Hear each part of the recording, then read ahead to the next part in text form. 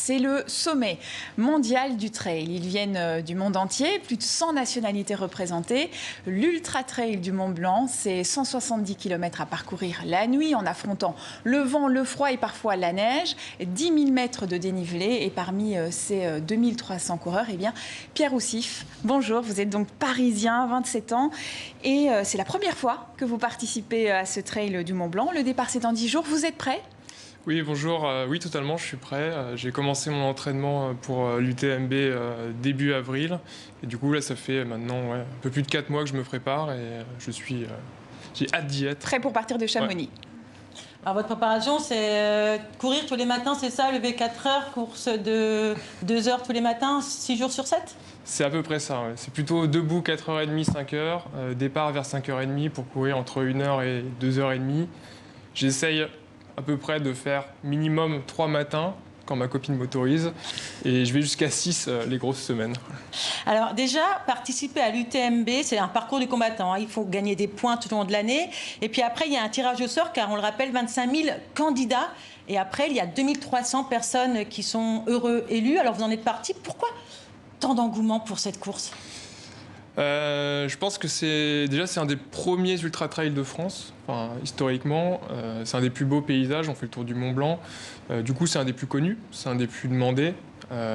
Et du coup, c'est vrai qu'il y a un engouement très important. Moi, j'ai eu la chance, dès la première année, d'être tiré au sort.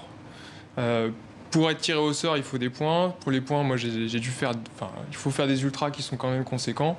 Moi, j'ai dû notamment faire le Marathon des Sables et la TDS, qui est une des courses de l'UTMB. Et c'est assez compliqué à récolter des points. Alors, les plus rapides mettront 20h45, les moins 46h30. C'est le délai imparti pour arriver. C'est de la semi-autonomie, donc dormir, manger. Comment on fait ? Alors, on se débrouille du coup. Pour la nourriture, pour la nourriture et l'eau, on a des ravitaillements tous les 10-15 km en général. Donc on part quand même avec notre réserve de nourriture. Donc en général, c'est des bars, des gels, parfois du saucisson, ça dépend pour qui, ou des tucs. Et après, on gère entre les ravitaillements notre eau, notre nourriture. Pour dormir, on dort si on veut. Vous pensez finir en 35 heures, donc moi, je vise 35 pas heures. Dormir. Je sais pas, on verra. Ça m'est jamais arrivé encore de dormir sur un ultra, mais 35 heures, je pense que j'aurais peut-être besoin d'une sieste d'une demi-heure, mais on verra. Alors vous avez trouvé un lieu assez particulier pour vous entraîner à Paris ? Oui, j'ai déménagé à Montmartre pour m'entraîner à Montmartre. Je suis un peu tombé amoureux de Montmartre pour faire du dénivelé, notamment le funiculaire. Et il y a 2 ans, pour préparer la TDS, qui est une des courses de l'UTMB, le jour de mon anniversaire, je suis parti, j'ai fait 50 km avec un peu plus de 3000 mètres de dénivelé. Donc 3000 mètres, ça fait une dizaine de tours Eiffel à peu près. Là-dessus, avec un copain, sur les photos, là, on a décidé d'organiser un ultra-trail à Montmartre. Moi, j'ai une petite boucle que je fais souvent pour m'entraîner. Et en la faisant, j'avais compté, en la faisant 30 fois, on avait 170 km avec 10 000 mètres. On avait l'UTMB à Montmartre.